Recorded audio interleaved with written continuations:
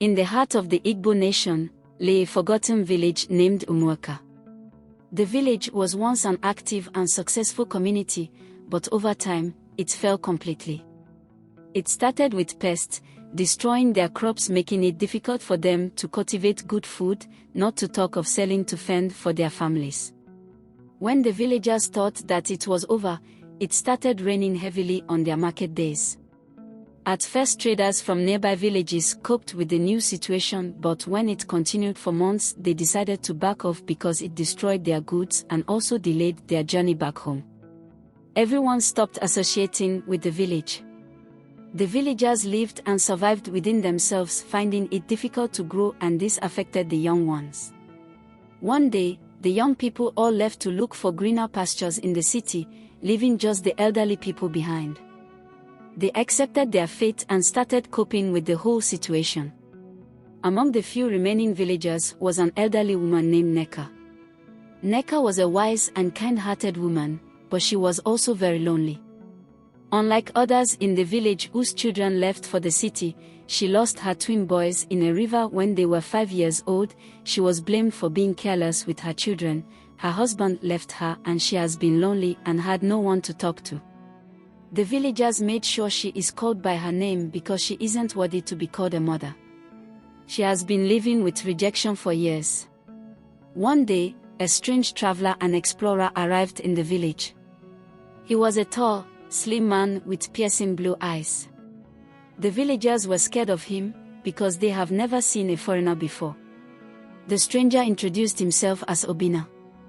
He claimed to be a traveler from a distant land, seeking knowledge and adventure. The villagers were curious, and they allowed him to stay in their village.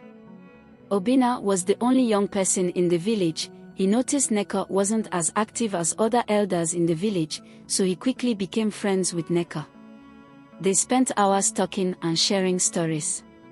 Obinna was fascinated by the village's history and traditions. Nneka, in turn, was amazed by Obinna's tales from his far-off lands. One day, because of the connection he had with Nneka, Obinna revealed a secret to her. He told Nneka that he was not a human, but a spirit who had taken a form of a man. He was sent to the village to help its people. Nneka was shocked and frightened by Obinna's revelation. But she also felt a sense of wonder and excitement. She had never met a spirit before, and she was curious to learn more about him. Obinna went ahead to tell Nneka that the village was cursed. A powerful evil spirit took over the land, which is draining the village over the years. He also revealed that the evil spirit lured Nneka's children to the river and drowned them. Obinna said that he needed Nneka's help to break the curse. He believed that she was the only one who could save the village. Nneka agreed to help Obinna, but reminded him that she doesn't have young blood to help me. Obinna hugged her and a strong power hit her chest, which made Nneka to feel young and active. The next day, they set off on a dangerous quest to defeat the evil spirit. The journey was filled with challenges and dangers. They faced lots of challenges, wild animals, and even other spirits who tried to stop them. But Nneka and Obinna withstood them.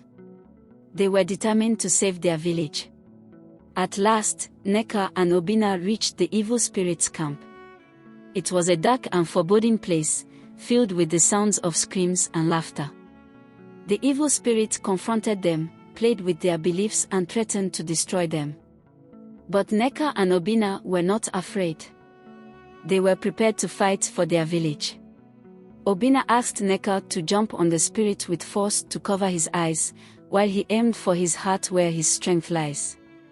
Nneka jumped on him unexpectedly while Obinna went for his heart. The evil spirit was a tough one, but, after a fierce battle, Nneka and Obinna managed to defeat the evil spirit. The curse was broken, and the village was saved. Nneka and Obinna returned to the village as heroes. They were greeted with cheers and applause. The villagers were grateful to them for saving their lives. Obinna told Nneka that it was time for him to leave. He had completed his mission, and he had to return to the spirit world. Nneka was sad to see him go, but she knew that it was for the best. She thanked him for everything he had done for her and for her village. After Obinna's departure, the village began to change. The heavy rain stopped, the young people started visiting and renovating their village. They brought lots of investments and businesses in the village. The village became active once again, attracting people both from far and near villages and even top people in the city. Nneka became a legend in the village. She was remembered as a brave and selfless woman who had saved her people from destruction. The villagers apologized to her and started calling her Nyoma, meaning good mother. Her home became the headquarters of hospitality despite her age. Has anyone blamed you for a situation that happened around you? How did you react to it? Like and subscribe for more interesting and educating stories like this.